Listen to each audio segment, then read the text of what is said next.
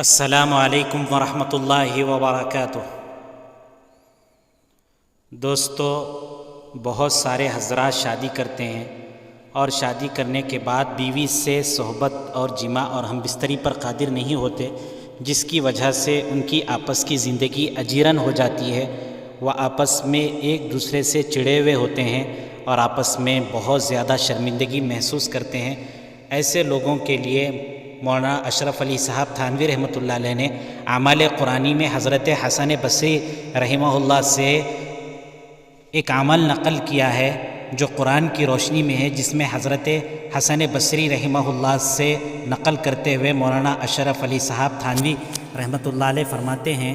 کہ اگر کسی کو بیوی کے ساتھ شادی کے بعد صحبت کی اور ہم بستری کی قدرت نہ ہو، طاقت نہ ہو، اور وہ بیوی سے صحبت نہ کر پا رہا ہو، ہم بستری نہ کر پا رہا ہو، تو حضرت مولانا اشرف علی صاحب تھانوی رحمۃ اللہ علیہ نے لکھا ہے کہ حضرت حسن بصری رحمہ اللہ سے ذکر کیا گیا کہ فلاں شخص نے نکاح کیا، کہ ایک شخص ہے جس نے نکاح کیا ہے مگر عورت پر اس کو قدرت نہیں ہے، وہ عورت سے جماع نہیں کر پاتا ہے، وہ عورت سے صحبت اور ہم بستری نہیں کر پاتا ہے، تو آپ نے 2 بیضے جوش دیے ہوئے منگائے، یعنی 2 انڈے پانی میں گرم کیے ہوئے حضرت حسن بصری رحمہ اللہ نے منگوائے اور چھلکا اتار کر ایک پر یہ آیت لکھی وَالسَّمَاءَ بَنَيْنَاهَا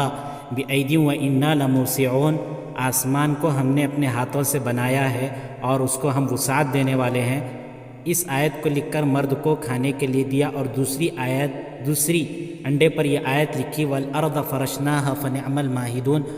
اور زمین کو ہم نے فرش بنایا، کیا ہی بہترین ہم بچھانے والے ہیں۔ اس آیت کو دوسرے انڈے پر لکھ کر وہ عورت کو کھانے کے لیے دے دیا اور کہا کہ اب آپس میں مطلب حاصل کرو،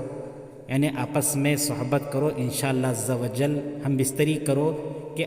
انشاءاللہ عز و جل اپنا مطلب حاصل ہو جائے گا۔ چنانچہ اس طریقے سے جب انہوں نے ان انڈوں پر ان آیتوں کو لکھ کر